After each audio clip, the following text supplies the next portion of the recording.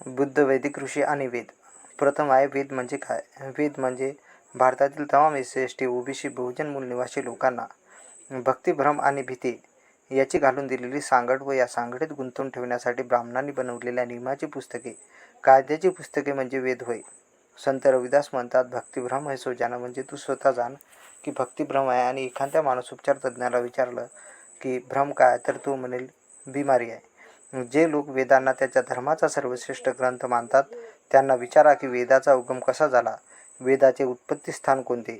या साध्या सरळ प्रश्नाचे उत्तर देणे त्यांना कठीण वाटते. एखाद्या वैदिक ब्राह्मणाला हा प्रश्न विचारा तर तो ताडकन उत्तर देतो की वेद हे सनातन आहेत. पण ते या मूळ प्रश्नाचं योग्य उत्तर नाही. सनातन म्हणजे कसे. सनातन शब्दाचा अर्थ काय. मनुस्मृतीच्या पहिल्या अध्यायात श्लोक 22 व 23 यात कुल्लूक नावाच्या ब्राह्मणाने सनातन शब्दाची व्याख्या केली. ती म्हणजे चिरंतन, अनादि, अनंत अस्तित्व म्हणजे सनातन होय. वेद हे अचूक आहेत, त्यात कुठल्याही प्रकारची चूक नाही असं ब्राह्मणांनी सांगितलं. त्यांचं एवढ्यावरच समाधान झालं नाही. त्यांनी पुढे जाऊन म्हटले की वेद हे अपुरुषीय आहेत.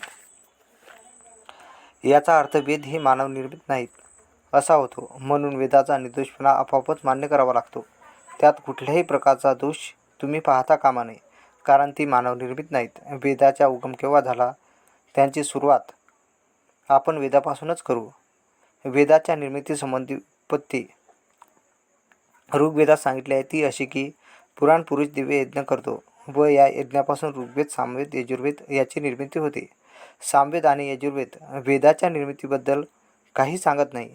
अथर्ववेद मात्र वेदाच्या उगमासंबंधी सांगतो की काळापासून वेदाचा उगम झाला. तर एके ठिकाणी असंही सांगितलं जातं की वेदाचा उगम हा इंद्रापासून झाला.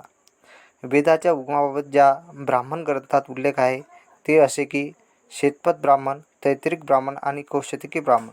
शतपथ ब्राह्मण ग्रंथात वेदाचा उगम प्रजापतीपासून झाला, तर शतपथ ब्राह्मण याच ग्रंथात पाण्यापासून वेदाचा उगम झाला असं सांगितलं आहे, लिखित आहे. हे सर्व उदाहरणे लक्षात घेता असं लक्षात येतं की वेदाचा निर्माता कोण हे निश्चित नाही.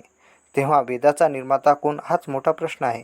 परंतु शतपथ ब्राह्मण, तैत्तिरिक ब्राह्मण आणि कौशिकी ब्राह्मण ह्या ब्राह्मणाच्या ग्रंथात वेदाचा उगम सांगितला. यावरून असं निश्चित म्हणू शकतो की वेदाचा निर्माता हा ब्राह्मणच आहे व वेदाची निर्मिती ही ब्राह्मण निर्मितच आहे.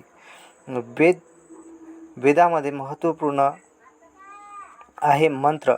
मंत्र म्हणजे देवाची प्रार्थना. आपण ब्राह्मणांनी लिहिलेल्या साहित्यातील काही प्रार्थना पाहू. पहिली ऋग्वेदातील प्रार्थना. हे इंद्रा, तू शूर आहेस, सोमरस पान कर म्हणजे दारू पी, मद्य पी, आम्हाला संपत्ती दे. जे तुला काही अर्पण करत नाहीत त्यांच्या संपत्तीचं हरण कर आणि ती संपत्ती आम्हाला दे. दुसरं उदाहरण आहे. हे वरुण, तुला राग, तू शांत कर.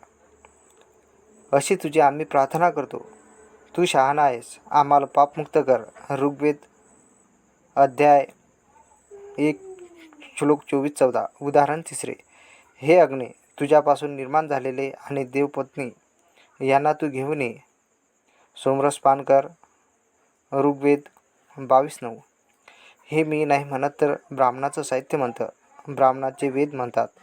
यामध्ये असं दिसून येते की ब्राह्मण देवाला प्रसन्न करण्यासाठी मद्यपान, दारूचं आमिष देतो, कारण त्याला त्याचा स्वार्थ पूर्ण करायचा असतो. जसं इंद्राचं उदाहरण सांगितलं आहे की हे इंद्रा, ये, दुसऱ्याची संपत्ती हरण कर व ती संपत्ती आम्हाला दे. यावरून आपण म्हणू शकतो की हे ब्राह्मण स्वार्थी असतात. तर बहुजनाचे संत तुकाराम त्यांच्याविषयी काय म्हणतात तर ब्राह्मण हे वेदाचे भारव, बैल, हमाल, गाढव आहेत. व पुढे आपल्या अभंगात म्हणतात, सत्य सत्याशी मन केले, ग्वाही जुमानली नाही बहुमता. महानुभाव पंथाचे प्रवर्तक चक्रधर स्वामी म्हणतात, ब्राह्मण हे अधर्मी लोक आहेत. तर संत कबीर म्हणतात, ब्राह्मण हे चोर आहेत. व सर्वप्रथम बुद्धाने वेदापासून काही शिकण्यासारखे नाही, घेण्यासारखे नाही म्हणून वेदाचा धिक्कार केला, वेदांना लाथ मारली. कारण त्यांचे सिद्धांत म्हणजे नुसता कल्पनाविलास व चमत्कारिक गोष्टी होत्या. त्यांचा सिद्धांताशी व तर्काशी काही संबंध नव्हता. म्हणून बुद्ध वैदिक ब्राह्मण व त्यांचे वेद नाकारतो.